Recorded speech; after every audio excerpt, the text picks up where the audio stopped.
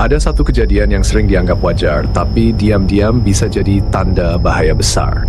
Seorang lansia tiba-tiba kencing tanpa sadar, lalu keesokan harinya terdiam, lemah, dan tak tahu apa yang terjadi semalam. Ini bukan sekadar penuaan biasa. Ini adalah alarm tubuh yang perlu dipahami dan segera ditangani. Kencing bocor sampai tidak sadar atau disebut inkontinensia urin adalah kondisi ketika seseorang kehilangan kendali atas kandung kemihnya.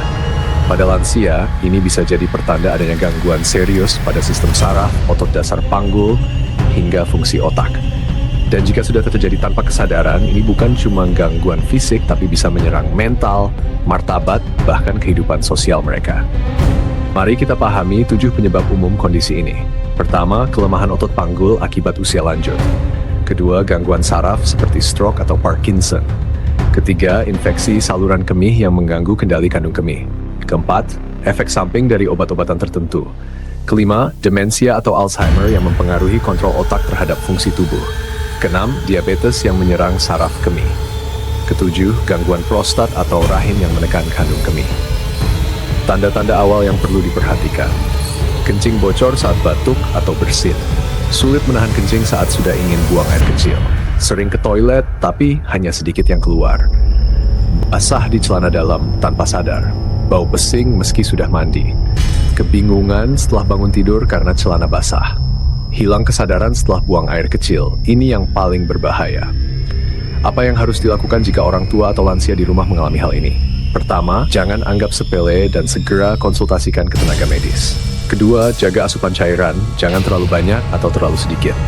Ketiga, ajarkan teknik latihan otot panggul atau senam Kegel secara rutin.